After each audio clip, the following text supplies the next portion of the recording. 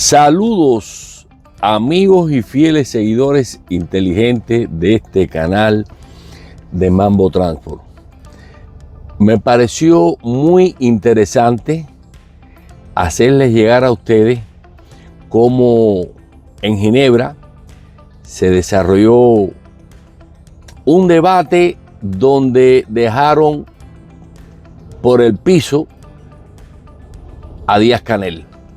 El presidente de Argentina, Javier Milei, que yo estaba esperando que tuviera en cualquier momento un encuentro frontal como presidentes que son, bueno, con la diferencia de que Javier Milei fue electo por el pueblo argentino y el de Cuba no fue electo por el pueblo cubano. Pero hay un debate muy interesante, yo lo disfruté mucho y quise hacerlo llegar a ustedes la narrativa de cómo fue ese debate, cómo se desarrolló ese debate en Ginebra. Yo les agradezco y sé que lo van a disfrutar y por eso quise hacérselo llegar a ustedes. Seguimos en contacto en los próximos días, seguimos en la carretera, pero siempre vamos dándole seguimiento a los temas de Cuba y este tema del debate de cómo barrieron el piso con Díaz-Canel, Javier Milei, que no es un diplomático, que no es un hombre no es un político, pero que no tiene pelos en la lengua, le cantó las 40, como decimos en Cuba. Les exhorto a que traten de ver esa narrativa de cómo se desarrolló en las Naciones Unidas, en Ginebra, ese debate. Así que se los dejo sin más, les dejo el debate ahí. Mientras Miguel Díaz-Canel alardea de justicia social en su discurso, su pueblo sobrevive entre apagones, represión y hambre. La escena se desarrolla en Ginebra, en el marco de una cumbre internacional sobre desarrollo humano y modelos económicos emergentes. El evento, convocado por Naciones Unidas, reúne a líderes del mundo con ideologías radicalmente opuestas. Pero nadie esperaba que el fuego cruzado entre Javier Milei y Miguel Díaz-Canel se convirtiera en el eje central del encuentro. Desde su llegada, Javier Milei, con su clásico andar eléctrico, voz rugiente y sin una sola pizca de diplomacia postiza, atrajo todas las miradas. De traje negro impecable y una carpeta repleta de datos, gráficos y citas de Mises y Hayek, el presidente argentino no vino a buscar consenso, vino a exponer lo que él llama la gran estafa socialista del siglo XXI. Frente a él, Miguel Díaz-Canel, con el guión reciclado del castrismo y la pose endurecida de décadas de propaganda revolucionaria, esperaba con la certeza de quien ha monopolizado el relato durante demasiado tiempo. Pero esta vez, el escenario no es La Habana. Esta vez, está frente a un hombre que no teme decirle al mundo que el socialismo no solo fracasa, devora a los suyos. En la primera sesión del foro, Díaz-Canel intentó imponer su narrativa de soberanía, igualdad y resistencia al neoliberalismo salvaje. Sin embargo, su discurso tropezó con el silencio de quienes ya no compran eslóganes, sino resultados. Fue en ese vacío que la voz de Milei irrumpió con una fuerza demoledora, citando cifras, nombrando víctimas del régimen cubano y desmantelando punto por punto la retórica revolucionaria. El ambiente se tensó. Algunos diplomáticos bajaron la mirada. Otros sonrieron con disimulo. Los micrófonos aún estaban abiertos. Javier Milei pidió la palabra no para polemizar, sino para educar. Su objetivo no era Díaz-Canel, sino el mundo que durante décadas aplaudió modelos autoritarios revestidos de justicia social. Y fue entonces cuando comenzó un duelo de argumentos, de visiones, de realidades antagónicas. Uno, aferrado al dogma y la represión. El otro, defendiendo con pasión inquebrantable la libertad, el mérito y la verdad. Lo que siguió no fue un debate. Fue una lección pública. Un choque de paradigmas. Un retrato del pasado contra una visión del futuro. Y esto, solo fue el principio. En una sala repleta de delegaciones diplomáticas, cámaras encendidas y murmullos contenidos, un hombre se levantó no solo para hablar, sino para destrozar décadas de mentiras con una sola palabra: libertad. Dramática Aire New York. Mientras Miguel Díaz-Canel defendía la dignidad de su revolución, Cientos de cubanos en ese mismo instante eran detenidos por expresar su deseo de vivir en libertad. Silencio. Una pausa incómoda recorrió la sala del Consejo de Derechos Humanos en Ginebra. Acababa de terminar la intervención de Miguel Díaz-Canel. Con un tono firme y ensayado, el mandatario cubano habló de resistencia al imperialismo, solidaridad entre pueblos del sur global y logros del socialismo humanista. Su oratoria, plagada de fórmulas gastadas y un aire de superioridad moral, recibió los tímidos aplausos de algunos aliados ideológicos. Pero otros, más atentos a la realidad que a la retórica, evitaban incluso levantar la mirada. Fue en ese momento cuando Javier Milei, con una carpeta gruesa bajo el brazo y sin leer ni una sola línea escrita, pidió la palabra. Su tono era distinto. Su lenguaje, quirúrgico. Su mirada, afilada como una espada. Presidente Díaz-Canel, dijo, pausadamente.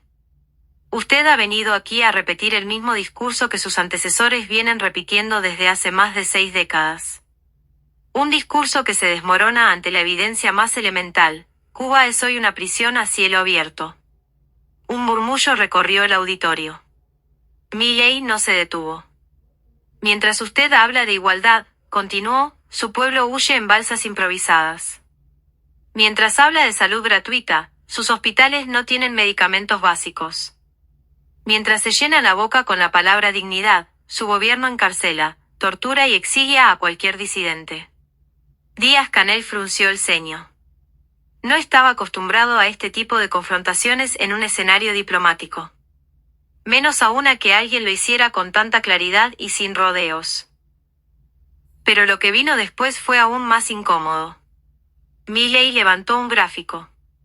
En él, mostraba la evolución del PIB cubano desde 1959 hasta la actualidad. El descenso era evidente. Luego, mostró un mapa de rutas migratorias, miles de cubanos huyendo a Estados Unidos, a España, incluso a países africanos. No debería preguntarse, señor presidente, por qué los pueblos no huyen del capitalismo, sino del socialismo, sentenció. La revolución que alguna vez prometió emancipación se había transformado en un aparato burocrático que ahoga a sus propios hijos, y era un outsider argentino quien lo estaba denunciando con valentía frente al mundo. Los moderadores del foro intercambiaban miradas nerviosas. Algunos embajadores tomaban notas, otros grababan en sus teléfonos móviles. Díaz-Canel intentó interrumpir, pero Milei lo silenció con un gesto, no de arrogancia, sino de convicción. Yo no vengo aquí a discutir con usted, señor Díaz-Canel, dijo el argentino.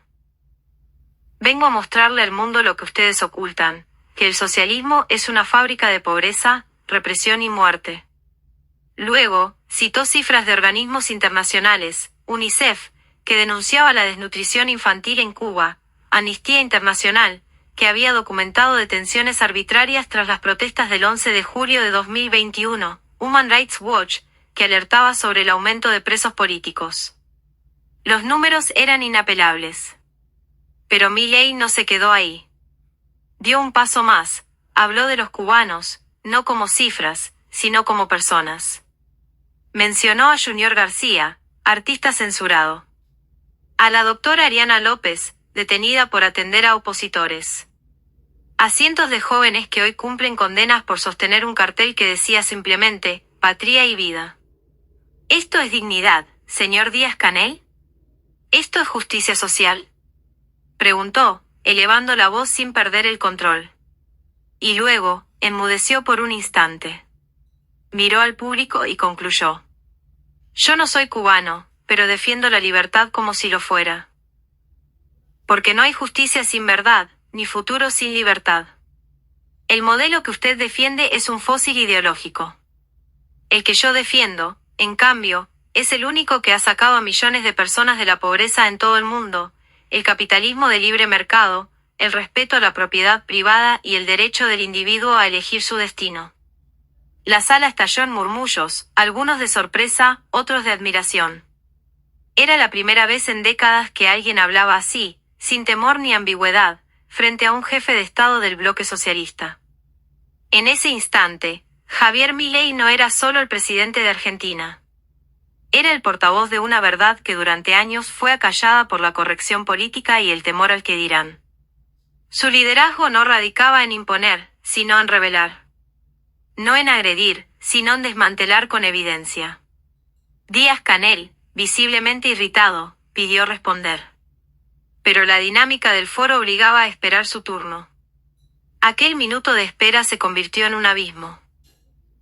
Porque por primera vez, un defensor de la revolución cubana no tenía respuestas. Solo un viejo libreto, y frente a él, un rugido que no se podía ignorar. En un mundo saturado de frases vacías, hay líderes que aún se atreven a llamar las cosas por su nombre, incluso si eso implica incendiar la comodidad diplomática.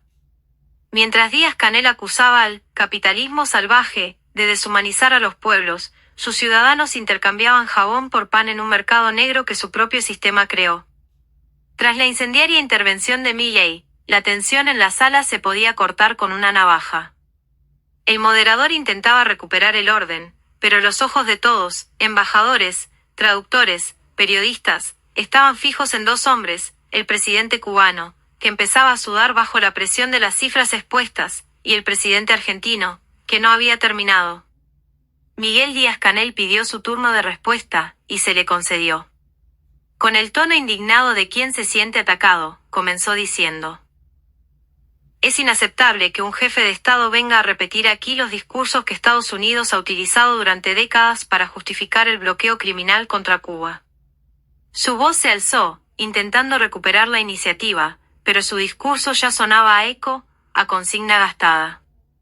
Volvió a hablar del embargo, de la CIA, de las maniobras imperialistas que, según él, eran responsables del atraso cubano.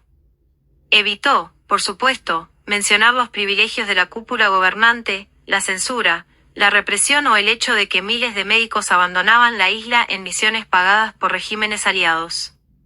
Y ahí, Milei volvió a levantarse. Presidente Díaz-Canel, interrumpió con fuerza contenida, usted dice que el embargo es la causa de sus males. Pero, ¿cómo explica la represión, la falta de libertad, la persecución ideológica? También es culpa de Washington que su pueblo no pueda fundar un periódico libre, abrir un restaurante sin permiso del partido, o votar en elecciones competitivas. La sala, nuevamente, quedó en silencio. Mientras el régimen cubano culpaba al mundo, Milei señalaba lo evidente: no hay bloqueo más destructivo que el que un gobierno impone sobre su propio pueblo. Entonces, Javier Milei expuso una serie de láminas. En la primera, comparó a Cuba con Vietnam, ambos sufrieron guerras, ambos fueron comunistas. Pero mientras Vietnam liberalizó su economía y creció un 6% anual en las últimas 2 décadas, Cuba seguía estancada. En la segunda, mostró la lista de países con más médicos per cápita. Cuba estaba en los primeros puestos, sí, pero con uno de los índices de mortalidad infantil más ocultados y una sanidad pública sin insumos. No se trata de cuántos médicos se gradúan, dijo, sino de cuántos pueden ejercer libremente su profesión y curar sin pedir permiso político. Y luego vino el golpe más inesperado. Milei citó un testimonio. El de un joven cubano que, tras cruzar la selva del Darién, llegó a Argentina como refugiado político. Mi padre me enseñó a leer con libros de Marx, pero yo aprendí a pensar con los de Mises, decía el joven, hoy estudiante de economía en Buenos Aires. Ese es el socialismo del que usted presume, añadió Milei. Un sistema donde los padres instruyen con dogmas que ni ellos creen, y los hijos escapan para poder vivir. El rostro de Díaz-Canel se endureció. La cámara oficial del foro, sin querer, mostró cómo su asistente le pasaba una nota. Pero no había mucho que agregar. Su guión se desmoronaba ante los datos y la verdad. Milei aprovechó la inercia y fue más allá. Preguntó directamente: ¿cuál es el salario promedio en Cuba? ¿Cuántas horas debe trabajar un ciudadano para comprar un kilo de carne? ¿Cuántas veces al año puede salir del país un cubano promedio? No hubo respuesta. ¿No es esto una forma moderna de esclavitud?, remató. Porque si el Estado decide lo que puedes comer, dónde puedes vivir, con quién puedes hablar y si puedes viajar, entonces no eres un ciudadano. Eres un súbdito. Algunos diplomáticos se removían en sus asientos. El discurso del argentino, lejos de ser una provocación, se había transformado en una denuncia documentada, demoledora, casi pedagógica. El tono no era el de un político en campaña, sino el de un académico en una clase magistral, solo que esta vez, el aula era el mundo. Y así, con datos, ironía y pasión, Javier Milei logró lo impensado, que la comunidad internacional dejara de mirar a Cuba como un símbolo romántico y empezara a verla como lo que realmente es, una dictadura empobrecida, sostenida por consignas y miedo. Díaz-Canel había perdido el control del relato. Y no porque le faltaran palabras, sino porque ya nadie creía en ellas. Milei, por el contrario, ni siquiera necesitó alzar la voz. Porque cuando se defiende la verdad con convicción y evidencia, el rugido más fuerte no es el que se grita, es el que se sostiene en pie frente al engaño, sin dar un paso atrás. En cada rincón del mundo donde la libertad es pisoteada, siempre hay un silencio cómplice. Pero a veces aparece una voz que se niega a callar, incluso si el costo es enfrentarse a todos. Mientras Díaz-Canel hablaba en Ginebra de participación popular y democracia socialista, su aparato de inteligencia interrogaba en La Habana a una joven por haber compartido una cita de George Orwell en redes sociales. La tercera jornada del Foro de Ginebra se presentaba con un aire más tenso que nunca. Ya no se trataba de un simple intercambio entre dos modelos de país. Se había convertido en una guerra de relatos, uno sostenido en la propaganda y el ocultamiento, el otro basado en la verdad cruda y la voluntad de decirla sin concesiones. Javier Milei llegó puntual, como siempre. Esta vez, sin papeles ni presentaciones. Solo con un ejemplar del libro, Camino de servidumbre, de Hayek bajo el brazo. Muchos pensaron que no volvería a intervenir. Que tras haber desmantelado 2 veces el discurso de Díaz-Canel, guardaría silencio diplomático. Se equivocaron. El cubano, visiblemente desgastado, intentó recuperar iniciativa con una defensa aún más vehemente del modelo revolucionario. Habló de soberanía alimentaria, de cultura descolonizadora y del derecho de los pueblos a elegir su camino. Pero su voz ya no convencía. Sonaba a defensa automática, a libreto quemado. Entonces, Milei pidió la palabra. Esta vez, sin siquiera mirar al moderador. Durante estos días, comenzó, hemos escuchado al presidente de Cuba hablar de dignidad, de autodeterminación, de justicia. Pero hay algo que él no ha dicho. ¿Cuántas personas han debido exiliarse para sobrevivir a ese modelo que usted tanto defiende? Se hizo un silencio absoluto. Milei prosiguió. En los últimos 20 años, más de 2 millones de cubanos han abandonado su país. No por guerras, no por desastres naturales. Por hambre. Por miedo. Por desesperación. Eso también es culpa del bloqueo. Cuando un sistema necesita encerrar, exiliar o silenciar a su gente para sostenerse, no es un proyecto político, es una maquinaria de sometimiento. Milei entonces mostró una imagen proyectada, el rostro de Oswaldo Payá, opositor cubano asesinado en circunstancias sospechosas. Luego, otro rostro, el de Laura Pollán, fundadora de las Damas de Blanco. Luego más, periodistas presos, activistas desaparecidos, artistas expulsados. Usted no preside un gobierno, señor Díaz-Canel, dijo Milei con voz grave. Usted administra un sistema de coerción que solo puede mantenerse eliminando toda forma de disidencia. Díaz-Canel se removió en su asiento. Lo miraba con una mezcla de ira y desconcierto. Nadie lo había confrontado así. Nadie había sido tan directo. En Argentina, continuó Milei, yo puedo ser criticado, insultado, caricaturizado. Y está bien. Porque esa es la democracia. Porque el poder no está para ser venerado, sino fiscalizado. Pero en Cuba, el que levanta la voz desaparece. ¿Eso es dignidad? Eso es justicia. Y entonces llegó uno de los momentos más impactantes. Milei se dirigió directamente a la cámara de transmisión internacional. Quiero hablarle al pueblo cubano, dijo. No al aparato que lo oprime, sino a quienes, desde hace décadas, sufren en silencio. A ustedes les digo, el mundo los ve. Y hay quienes no estamos dispuestos a seguir callando. El auditorio estalló en murmullos. Algunos aplaudieron en voz baja. Otros, visiblemente tensos, escribían frenéticamente en sus móviles. La escena era potente, casi cinematográfica.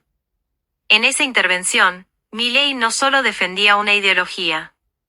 Estaba encarnando un liderazgo moral, uno que no se acomoda, que no especula, que no teme ser incómodo si eso significa decir la verdad. Díaz-Canel intentó responder, pero sus palabras ya no tenían fuerza. Era como si, de pronto, el mundo hubiera despertado de un largo sueño romántico con la Revolución cubana, y viera el horror detrás de las banderas.